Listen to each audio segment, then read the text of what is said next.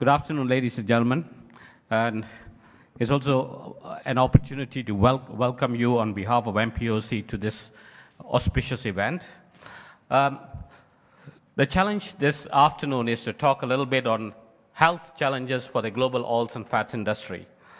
For many of us, when we talk about health challenges, we often zoom in on just palm oil because palm oil has been the center of much controversy related to health and nutrition.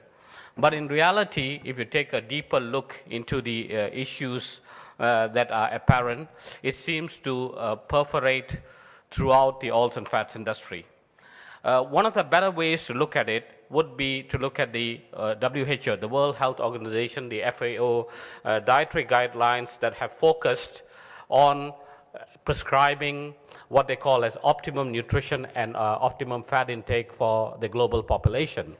And if you read this slide, there's a lot of emphasis on saturated fats, reduction of saturated fat in order to reduce cardiovascular disease, now diabetes, etc. The question is, has the focus on saturated fats been overdone? And slowly but surely, the health arena is learning that indeed we may have focused our attention far too much on the right, focusing on saturated fat, because now, today, the biggest problem the world faces is not so much just cardiovascular disease.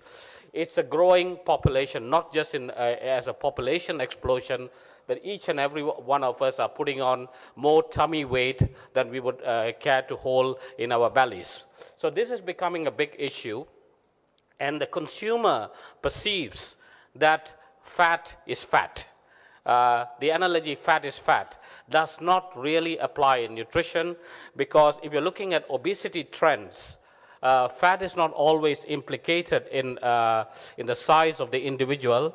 It's more related to the physical activity or the lack of physical activity that has been endowed in our population as we grow today. Now, if you look at our evolution patterns, the human was meant to work hard, but we have become pencil and paper pushers, and as a result, in the current century, we are looking at this profile of a human. But there is an opportunity that through better nutrition, better advocation of the type of fats, fatty acids, carbohydrates that we eat, we could reverse the trend and go to this profile, which I'm sure many of us would love to maintain till death do us apart. Okay? But the challenge is often, at least in my view, the challenge is often convoluted, because in making dietary recommendations, there are always interested interested parties taking over the overall issue. And an example I like to address here is the 2010 US Nutrition Dietary Guideline. They tried to reduce the impact of saturated fat by saying that Americans should reduce your saturated fatty acid intake from about 10 energy percent to 7 energy percent. If you know the diet situation in a Caucasian population and the prescribed fat intake is about 30 energy percent, you will know that even to achieve 30 energy percent, it is almost impossible, because the Western diet is full of fat, and the moment you take away the fat from the Western diet, the feel-good eating habits of that diet is completely lost, and you need to maintain a Western diet at about 34 energy percent, 32 to 34 energy percent. Despite those obvious reasons, you can find that the US agenda is to try and reduce 7% saturated fats and get down to 7% as SATs, but in the hope that it would impact positively on the etiology of cardiovascular disease and diabetes. But is this working? It's not working. If you look at the marketplace and the market supply-demand situation, it is not working, and the whole aspect has actually been blown into a turmoil in what I call as a post-trans era.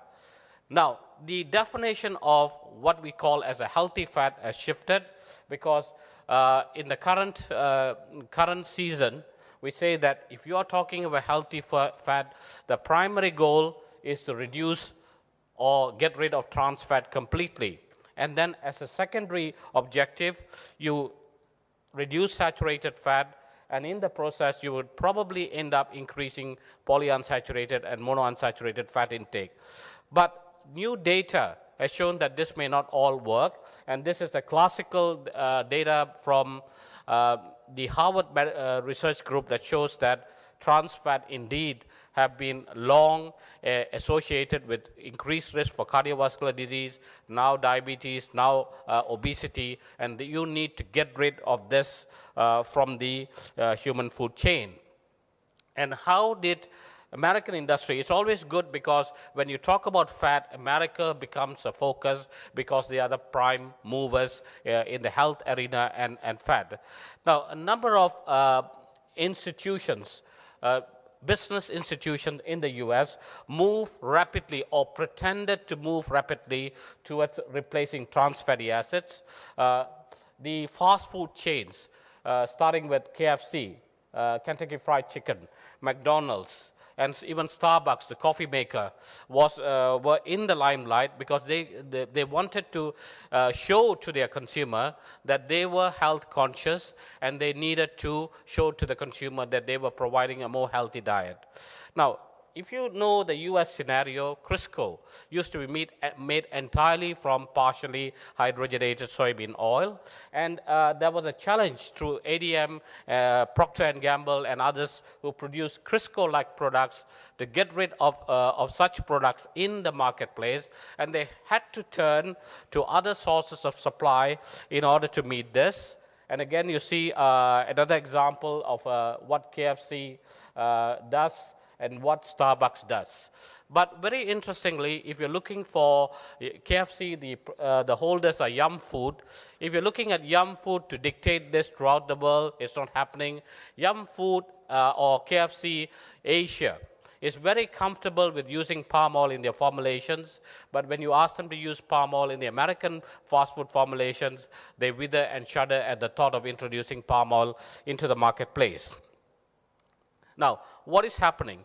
If you take a step backward from nutrition and look at the supply situation, this is a common graph that you see here. Palm oil and soybean oil are the two major oils and fats that are provided to the global population. Now, of the commodity oils that are available, I've just taken these oils, which are very commonly available in the marketplace and which are commonly substituted. And what we did is we just did a supply situation based on a 2011 figure, and we calculated the amount of saturated, polyunsaturated, and monounsaturated fatty acids that would come from this supply chain. Of the major oils which provide nearly in excess of 70% of the global oils and fat supply. What is very interesting is that if you're looking at saturates, now you thought that with all the emphasis on saturated fatty acids, you would have thought that the world was flooded and overflowing with saturated fatty acids. But in reality, what is happening here is that the saturated fat component of these oils is only 1/3 of the unsaturated fat components. Now, this is important in not only dictating nutritional policy, but also food formulations, etc. Because, typically in the food consumption, fat consumption arena, you can divide the world into two halves. One saturated, the other unsaturated or liquid oils. And if you even talking just about 50% of the saturated fat lobby or the need, you have a deficit. Now, what is happening is that the seed oils, and you can find that, if I can go back, the major supply of saturated fats does come from palm oil within this spectrum of oils and fats. But this does not mean that the seed oils, which traditionally market themselves as high linoleic oils, are sitting very quietly.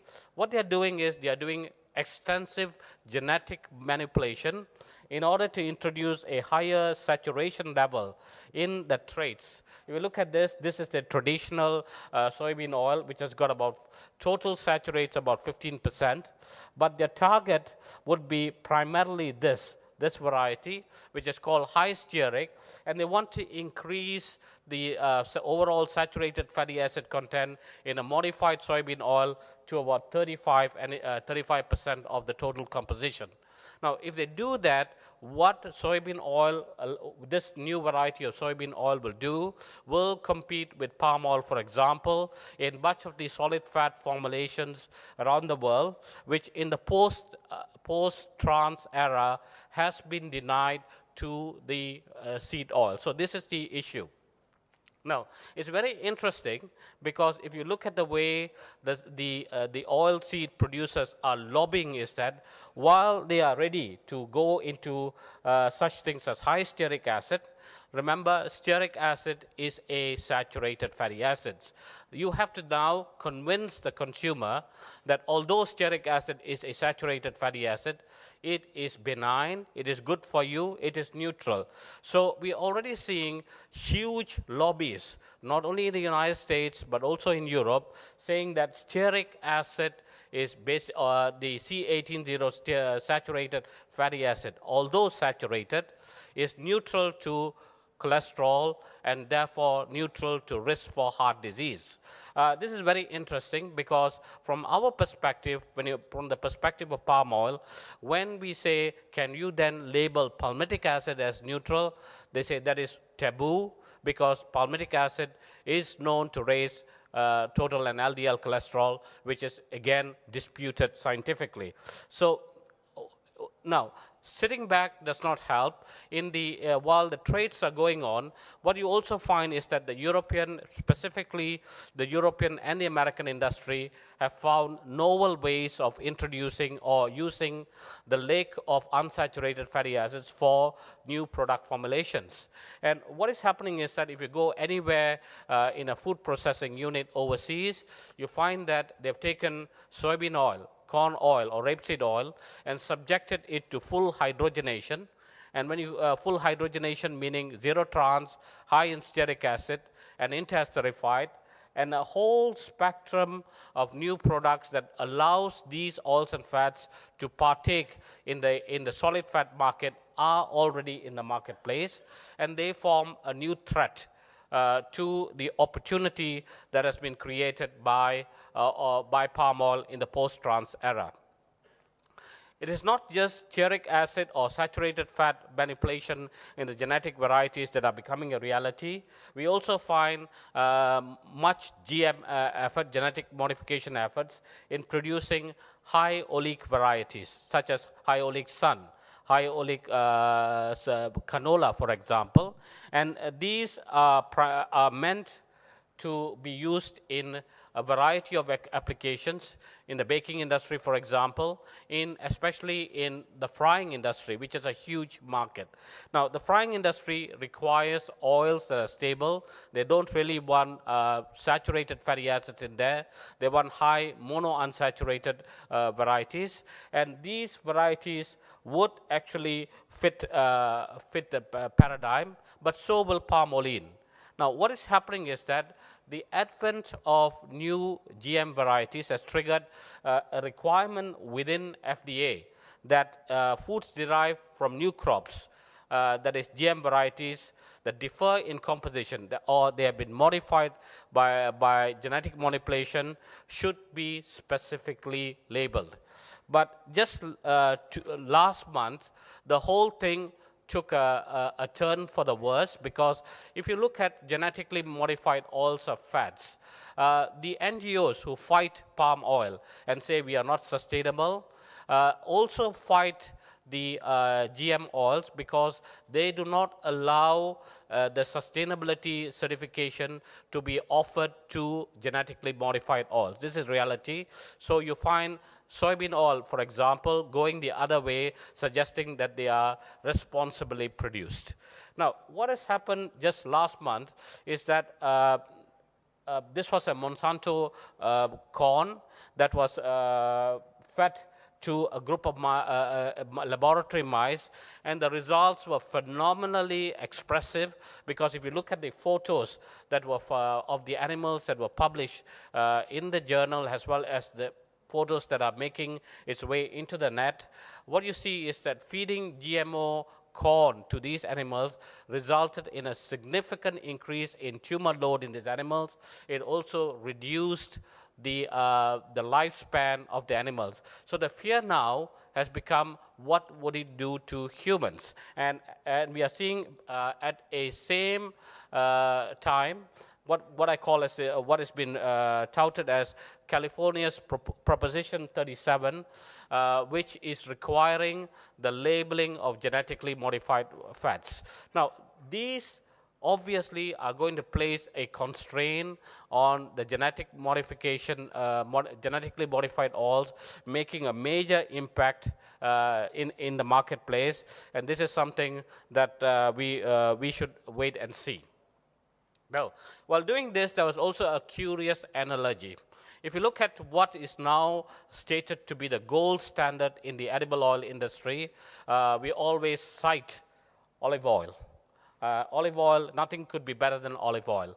And very interestingly, I keep telling people that if you're looking for the only two oils that come from a flesh of a fruit, it is the olive and the palm. But if you tell the Mediterranean population or the European population that we have the nutritional effects of palm oil or palmolene are equal to olive oil, they would almost shun at you, and yet we have clinical data to show that. But what is interesting is that just last week I was in Japan, and there was this presentation by Dr. Visoli, who has worked many years on olive oil, and he provided a very interesting insight into the marketing of olive oil, because he said, while the miracle of olive oil is created and hyped about, and you find data like this. For example, the population in Crete has the lowest incidence of coronary heart disease compared to their other European cousins. He pointed to a very interesting observation. The olive oil health miracle works only for virgin olive oil. You have to be a virgin. Otherwise, it does not work. And the virgin olive oil is attributed, or the health properties are attributed, due to its content, high content of polyphenols. He went ahead and said that if you're just looking at the fatty acid composition of olive oil, it doesn't work. Refined olive oil does not have the same properties as virgin olive oil.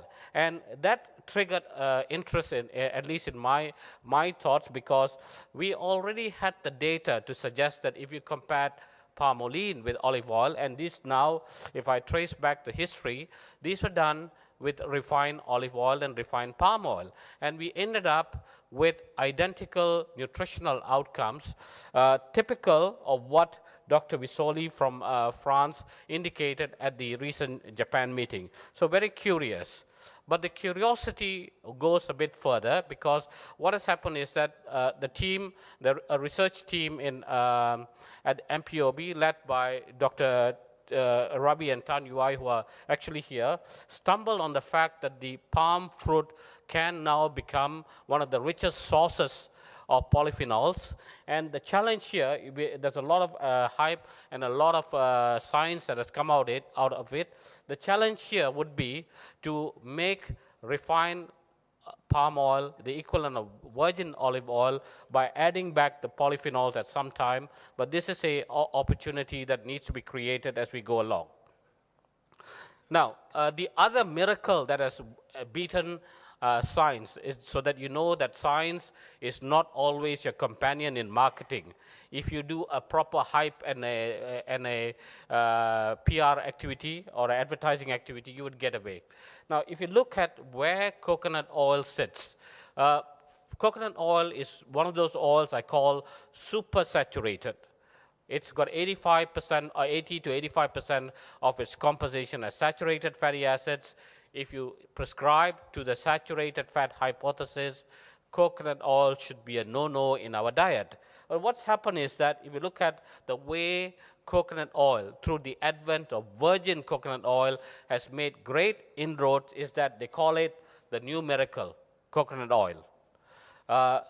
you find very prestigious news media such as the Daily Mirror, the New York Times, talking positively about coconut oil.